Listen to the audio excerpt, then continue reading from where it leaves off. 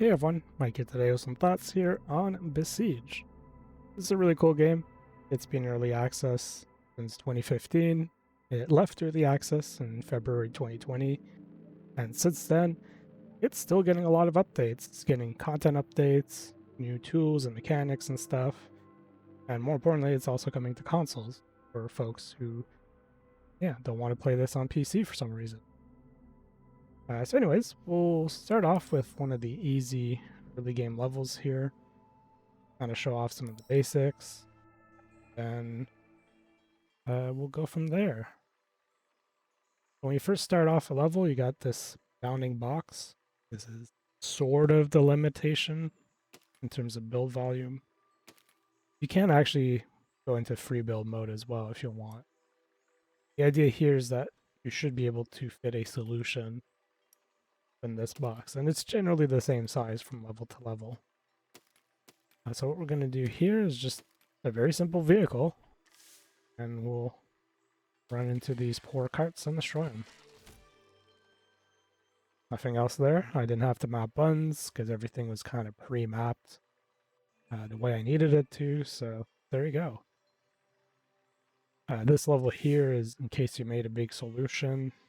You gotta kind of drive around the bombs. You hit the bombs, well, yeah, it can blow you up pretty quick. So it's just kind of teaching you the ideas like, hey, sometimes you do have to have a little bit of precision. It's not just a game about brute force and destroying stuff. There actually are other kinds of challenges and levels in this game. So other things I've seen is like picking up objects, moving them to certain areas, or uncovering stuff. And of course, a lot of destroying here. There's a windmill. So even if I added like a drill on the front, I'd have a hard time taking out that house. These guys, I'm not too worried about them. As long as I keep moving, won't really damage the vehicle, so I'm okay for that. But what we'll do, let's see. I'm gonna extend the back out, get a little bit of counterbalancing, if you will. Actually, I'll make it rear steer. We'll also get the bigger wheels out because I need a bit of height. Build a longer front. I'll keep the wheels in.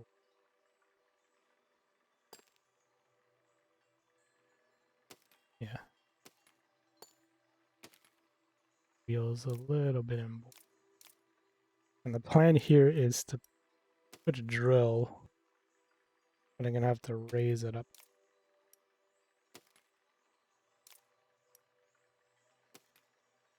Looks silly, but it's probably gonna work.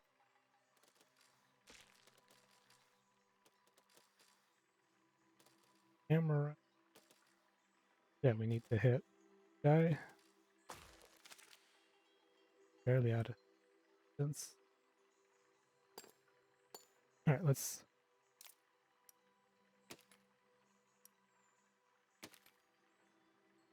This is a little silly of me not to do it this way. You actually get the distance.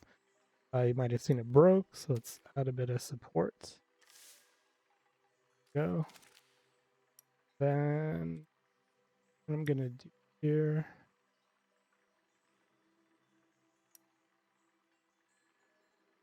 just so they don't confuse me as...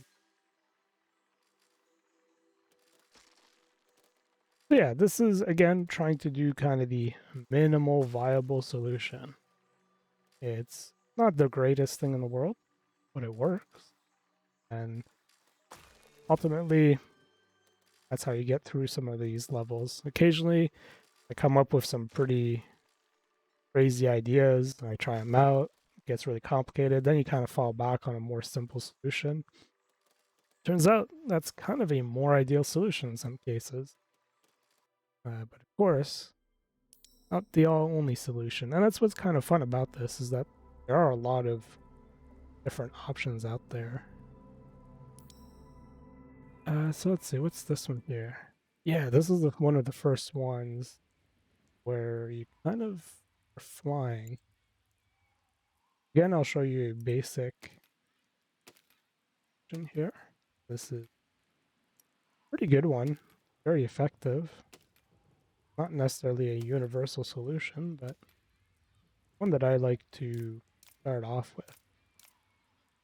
We're going to build a basic frame on two of these balloons. We can alternate our height, our actual movement. We'll put the little blocks. That one's okay. These keys look a little bit nonsensical. It's not a standard layout. Plus, I'm doing EDSF because A has a camera control, and I'm too lazy to remap the camera control. I should remap it, but anyways, let's see. We could just pop them like that.